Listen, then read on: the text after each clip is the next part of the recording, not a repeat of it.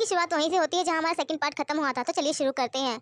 जिया mister फूचन को card देते हुए कह रही थी कि आप ये कार्ड दे देना जिससे मॉम को कुछ भी नहीं होगा, लेकिन फूचन कहता है कि डोंट वरी, मैं सब कुछ हैंडल कर लूंगा। और फिर वो जिया को किस करने वाला था कि असिस्टेंट का मैसेज आता है कि सर उस नेकलेस को हमने ढूंढ लिया है जो उस दिन उस लड़की ने पहना था। और फिर वो उसे वही पर्स नेकलेस दिखाता है। तो मिस्टर फूचन को याद आता है कि ये तो उसी लड़की का है। और फिर वो कहता है कि ठीक है उस लड़की को ढूंढो। तो फिर वो कहता है असिस्टेंट कि अगर सर वो लड़की मिल गई तो क्या आप मैडम को डिवोर्स दे देंगे? तो कहता है नहीं, मैं अब जिया को डिवोर्स नहीं दूंगा। वहीं दूसरी तरफ शीशी की मॉम उस पर गुस्सा कर रही थी और कह रही थी कि तुमने मिस्टर फूचन की मॉम को ऑफेंड किया है। वहीं शीशी के पास की फ्रेंड्स का कॉल आता है और वो कहती है कि तुम मिसेस फू बनने वाली हो, तुम्हारे पास तो हार्ड रिंग होगी ना जो मिस्टर फू ने अपनी गर्लफ्रेंड को दी है। तो वो कहती है हाँ हाँ है ना। और फिर वो फेक रिंग मंगवा लेती है और वही सबको दिखाकर शो अप करने लगती है। तो उनके साथ आया हुआ डायरेक्टर उसे एक शो करने के लिए कहता है जिसे शीशी भी मान जाती है और वो कहती है अगर ये शो मैं कर लूंगी तो सभी को लगेगा कि मिसेस फू मैं ही हूँ। वहीं जिया के पास की फ्रेंड कॉल करके कहती है कि मैंने यहाँ पर तेरा नाम लिखवा दिया है और वहाँ पर तुझे आगे बस क्लैपिंग करनी है, कोई सेलिब्रिटी है जिसका शो है। तो वहीं मिस्टर फूचन भी जिया के पास आ जाते हैं और कहते हैं तुम कहीं जा रही हो? तो कह रही है हाँ मैं अपनी फ्रेंड से मिलने जा रही हूँ, उसने मुझे बुलाया है। तो उसे वही हार्ड ड्रिंक देते हुए कहते हैं कि ये मैं तुम्हारे लिए लेकर आया हूँ। इसे देखकर जिया खुश हो जाती है, लेकिन वो काफी ज्यादा महंगी लग रही थी। वो बोलती है कि तो बहुत ज्यादा महंगी है, क्या डायमंड रिंग है? तो कहता नहीं, ये मैंने एक मार्केट से खरीदा है और ये बहुत ही कम प्राइस में है। और फिर जिया का हाथ पकड़ते हुए कहता है कि मैं तुमसे प्यार करता हूँ, लेकिन वो बोल नहीं पाता। और वहीं ये गलती से बोल देता है कि बस तुम जल्दी आ जाना और जिया वहाँ से चली जाती है। वहीं शो में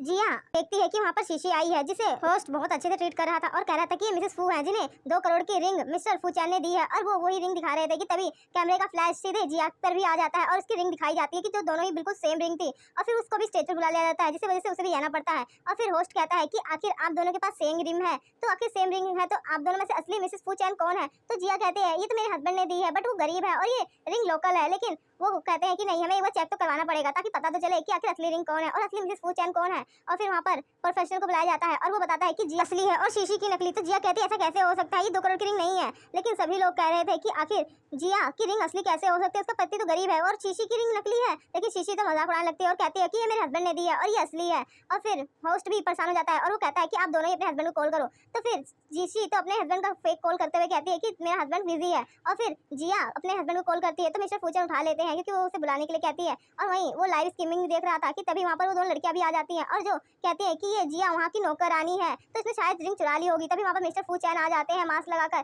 जिससे सभी लोग हैरान हो जाते हैं। और शीशी तो खुश हो रही थी कि मिस्टर फूचैन उसके पास आएगा, लेकिन वो जिया के पास आ जाता है और अपना मास्क निकाल देता है, जिससे सभी लोग हैरान क्यों कहते हैं कि मिस्टर फूचैन ने आज तक अपना मास्क कभी नहीं निकाला था, लेकिन आज पहली बार निकाल रहे हैं। और वहीं जिया तो उसको देखकर खुश हो जाती है और वहीं शीशी कहती है ये पगलेट, ये इसका हस्बैंड है और मिस्टर फूचैन इतना रिच। तो एंकर बोलता है कि सर आप बता सकते हैं कि आपकी वाइफ कौन है? कि तभी मिस्टर फूचैन कुछ बोलता है, उसका मैनेजर आ जाता है और वो कहता है कि उस लड़की के बारे में इन्फॉर्मेशन मिली है, तो सर आपको अभी चलना होगा। और फिर मिस्टर फूचैन बिना डिक्लेयर करे ही वहाँ से चला जाता है, जिससे शीशी को लगता है कि इन दोनों कोई ना कोई प्रॉब्लम है। और फिर वो फायदा उठाते हुए जिया के पास आ जाती है और वो उसे ताने मारते हुए कहती है कि तुम जैसी अगली और गरीब लड़की को भला मिस्टर फूचैन क्यों चाहेंगे? पहले वो पागल थे इसलिए शायद वो तुम्हें चाहने लगे थे, लेकिन अब वो ठीक हो गया है और अब मुझे जैसी लड़की को चूज करेगा, तुम जैसी बदसूरत को नहीं। जिससे जिया की तबीयत खराब होने लगती है और वो वहीं बेहोश हो जाती है। लेकिन मिस्टर फूचैन उसे नहीं देख पाता क्योंकि शीशी उसके पास आ जाती है और उसे अपने साथ बाहर ले जाती है। वहीं मिस्टर फूचैन का असिस्टेंट उसे कुछ चीजें दिखाता है और बोलता है कि वो लड़की के बारे में मिल गया, जिसे जिया भी सुन लेती है और वो कहती है कि मिस्टर फूचैन किसी लड़की को ढूंढ रहे हैं जिसने उसकी जान बचाई थी। और फिर वो मन में सोचती है क्यों ना वो लड़की मैं बन जाऊं और फिर पैसे ही पैसे होंगे मेरे पास। और फिर वो एक हैकर को कॉल करती है और वहीं जिया को जब होश आता है तो डॉक्टर उसे डांटती है और कहती है कि तुम्हें अपना ट्रीटमेंट करवा लेना चाहिए, जिससे तुम्हारी तबीयत खराब हो रही है और तुम्हारे बच्चे पर भी बुरा असर पड़ सकता है। जिससे जिया थोड़ा उदास हो जाती है और वो सोचती है कि मिस्टर फूचैन तो मुझे डिवोर्स देने वाले हैं। और वहीं वो डॉक्टर भी आ जाता है जो मिस्टर फूचैन का इलाज कर रहा था और वो जिया की बीमारी के बारे में सुन लेता है। और वहीं मिस्टर फूचैन को जिया कॉल करती है और कहती है कि मैं एक आदमी को ढूंढना चाहती हूँ, जिसे सुनकर मिस्टर फूचैन कहता है कि कौन। लेकिन तभी वहाँ पर शीशी आ जाती है, वही ड्रेस पहनकर जो ड्रेस उस दिन उस ब्राइडल ने खरीदी थी। और फिर वो जिया को मीटिंग का बोलकर फोन कट कर देता है और वहीं शीशी आकर उसे कहती है कि मैं वही वन नाइट स्टैंड वाली लड़की हूँ। तो मिस्टर फू उसे एक नेकलेस फेंक कर कहते हैं यही तुम्हारा नेकलेस है ना? कि तभी उसे याद आता है कि हैकर ने बताया था कि उसके पास पर्स नेकलेस था, इसीलिए वो समझ जाती है कि इसे मुझ पर डाउट है। और फिर वो अच्छा बनते हुए कहती नहीं नहीं ये मेरा नेकलेस नहीं है, मेरा नेकलेस तो ये वाला है। और वो फोटो दिखाती है और फिर अपना हाथ पेट पर घुमाते हुए कहती है और अब मैं प्रेग्नेंट हूँ तुम्हारे बच्चे से, तो क्या तुम रिस्पॉन्डेड नहीं लोगे? वहीं जिया अपने डॉगी को कहती है कि तुम ही मेरे साथ हो और कोई नहीं। कि तभी वो उसके कान को देखती है जहाँ पर चोट का निशान था और फिर कहती है तुम मेरे टंग टंग नहीं हो और मिस्टर फूचैन ने मुझे झूठ बोला। और फिर वो मिस्टर फू के पास चली जाती है और मिस्टर फूचैन और शीशी को साथ में देखती है। वहीं शीशी भी जिया को देख लेती है और फिर उसका हाथ पकड़ के अपने पेट पर रखते हुए कहते हैं कि मैं तुम्हारे बच्चे से प्रेग्नेंट हूँ और तुम्हारा बच्चा वेट नहीं कर सकता, तुम्हें मुझसे शादी करनी होगी जिया को डिवोर्स देकर। और वो उसे बहलाने लगती है। ये सब देखकर तो जिया का दिल ही टूट जाता है और शीशी मिस्टर फूचैन को अपनी बातों में उलझा रही थी और उसे यकीन दिला रही थी कि वो लड़की मैं ही हूँ।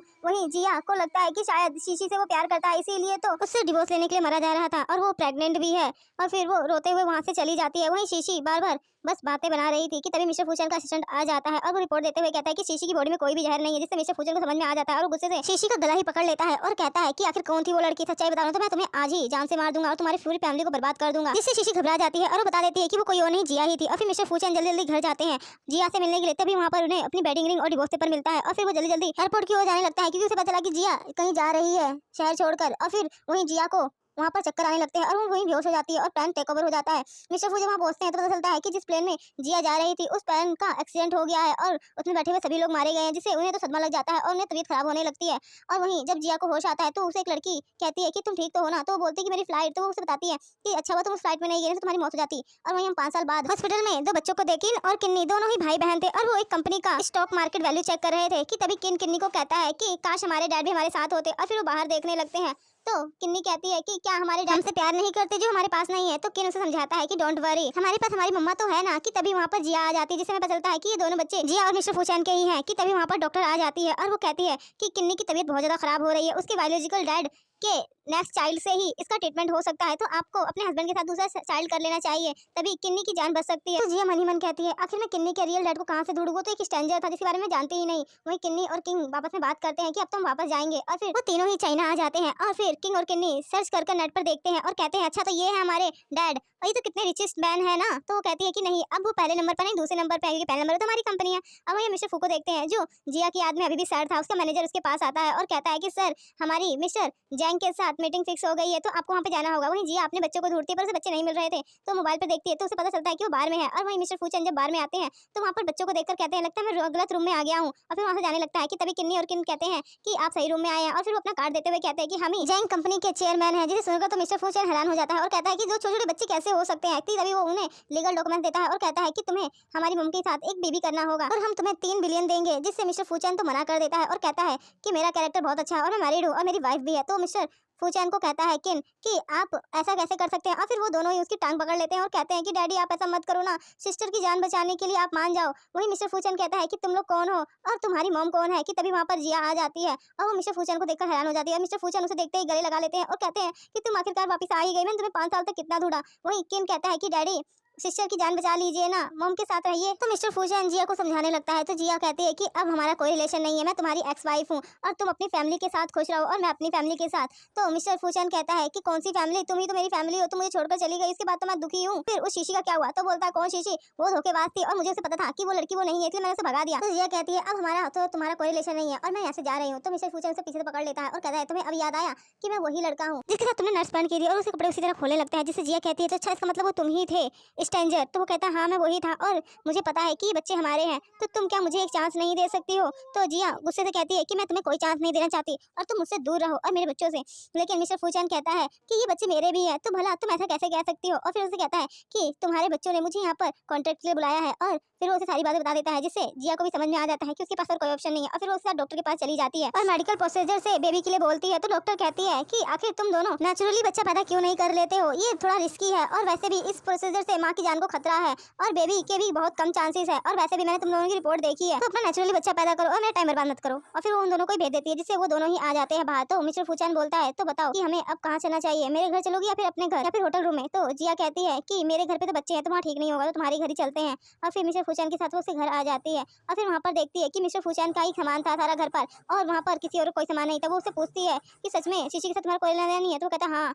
और फिर वो उसे सारी चीजें बता देता है और सब कुछ क्लियर कर देता है कि वो उसे ढूंढ रहा था क्योंकि पॉइजन की वजह से उसकी जान खतरे में थी और इसीलिए मैं तुम्हें डिवोर्स देना चाहता था। तो फिर वो कहती है फिर शीशी का क्या, तो वो शीशी की सारी सच्चाई बता देता है और कहता है कि उसे सब कुछ पता चल गया था और वो तुम्हारी रियल आइडेंटिटी को यूज करके मुझे फंसाना चाहती थी। तो जिया कहती है कि सच में तुम एक नंबर के स्टूपिड थे। तो मिस्टर फूचैन कहता है मुझे पता था कि वो मुझे बेवकूफ बना रही है, इसीलिए मैंने उसे सच्चाई जल्दी पकड़ ली और फिर उसे वहां से निकाल दिया, लेकिन तुम ही मुझे छोड़कर चली गई थी मेरी बात पूरी सुने बिना ही। ये बोलते हुए मिस्टर फूचैन जिया को किस करने लगता है और फिर उसे कहता है कि तुमने मुझे 5 साल तक बहुत तड़पाया है, अब मैं तुम्हें तड़पाऊंगा, चिंता मत करो, आज रात को मैं सारी कसर निकाल दूंगा। तो जिया कहती है कि बड़ा मैं तुम्हें 5 साल तड़पाया, भले ही मैं तुम्हारे साथ नहीं हूँ थी, लेकिन इसका मतलब ये नहीं कि तुम किसी और के साथ रिलेशनशिप में नहीं होगे, जरूर कोई ना कोई तो होगी जिसका तुम थे। तो कहता है तो तुम्हें पता चल ही जाएगा। फिर वो अपनी शर्ट के बटन खोलकर उसके ऊपर आ जाता है और फिर वो दोनों नेट स्पेंड कर लेते हैं।